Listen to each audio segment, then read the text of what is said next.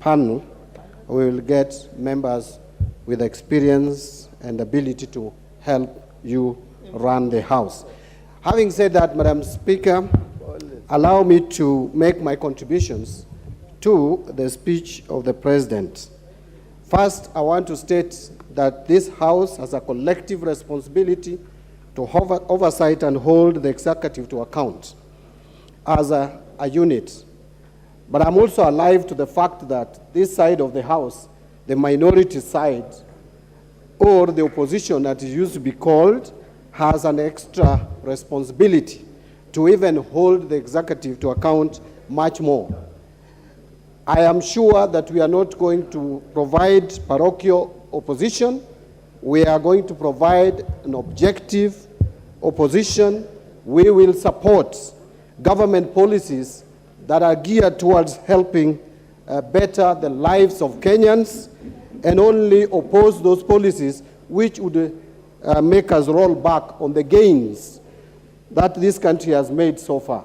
So you expect a robust opposition from us, an opposition that is informed with objectivity and helping the country to move forward.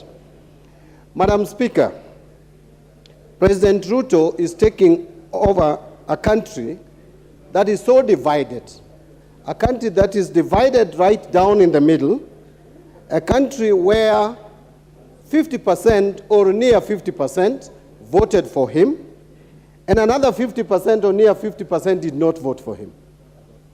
This is a country that requires real symbol of national unity. I am happy that the President did indicate in his speech that he's going to run a united country, that service delivery is going to be given to all Kenyans in equal measure, regardless of where you voted, because we are all taxpayers. And that is something that needs to be lauded. And so now what we are waiting for is action. Madam Speaker, the only thing that I would have requested or asked is of the Deputy President to also follow what the President has said. I was a bit disturbed when the news came out that the Deputy President said something to the effect that it is their turn to eat. I hope he was misquoted. Madam Speaker, public appointments belong to Kenyans.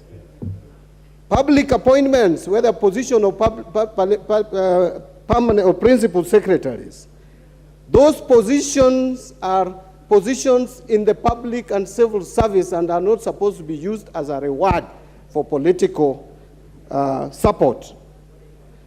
Those positions belong to all of us, whether you voted Azimio or you voted Kenya Kwanza. And how I wish that the Deputy President understood that. So, Madam Speaker, we expect the Public Service Commission to be impartial and not to be a subject or a victim of state capture. Having said that, Madam Speaker, something that worries me a lot is that however short or brief the speech of the President was, but I expected at least a line on devolution. If the President could remember National Government Constituency Development Fund, which I support as a very progressive fund, then I wonder how he could forget to mention something on devolution. He even spoke about the Senate Oversight Fund, but did not say a thing on devolution.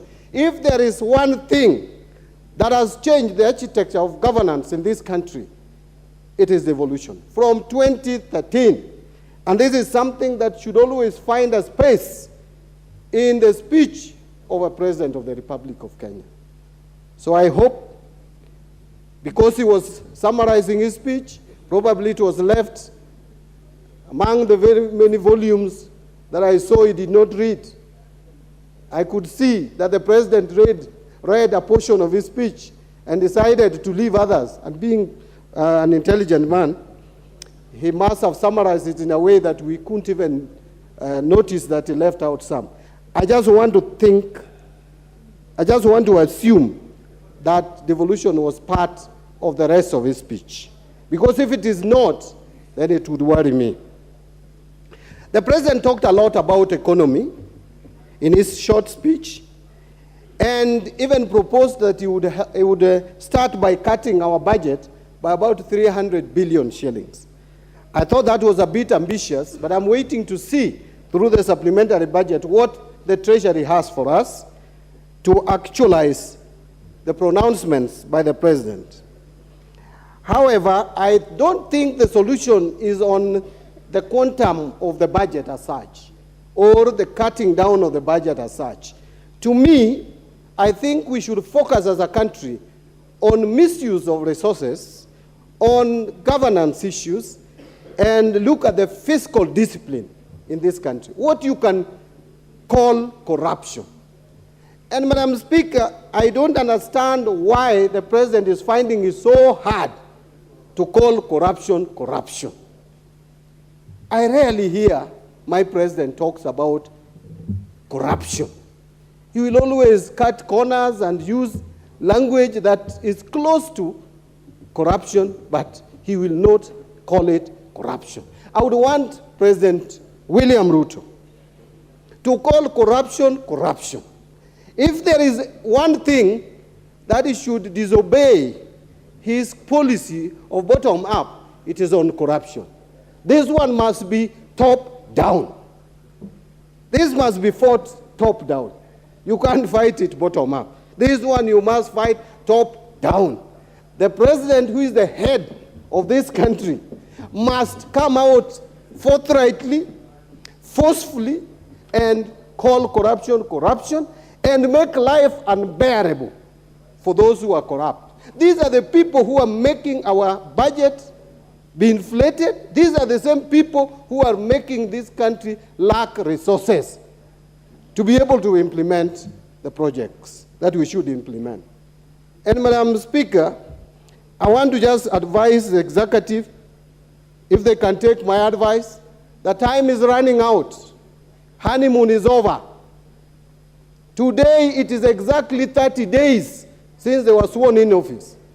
And the deputy president is still talking over here. He doesn't believe.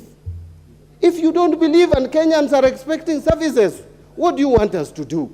Please believe and start delivering services. We want the cost of living to come down, the price of fuel to come down, and don't now talk about Ukraine war. During campaigns, you said Ukraine war has nothing to do with this. Now we are joining you in cheering that Ukraine is very far from Kenya. We want the price of fuel, petroleum products to come down. The price of unga must come down to 80 shillings, as we were promised. There is no more time to move around. My president, now you have already sold yourself as a Kenyan leader internationally. We now want you here, back home, and sit, and very soon we are going to give you your cabinet. Once you have that cabinet, please perform. Kenyans don't want any more wastage of time because the economy is down. That is a fact, we all agree, but we will support you to make sure that this economy is resuscitated only with good policies. Thank you very much, Madam Speaker. Thank you. And now I call the ranking member for Garissa constituency. Thank you, Madam Speaker. Madam Speaker, I will not take a lot of time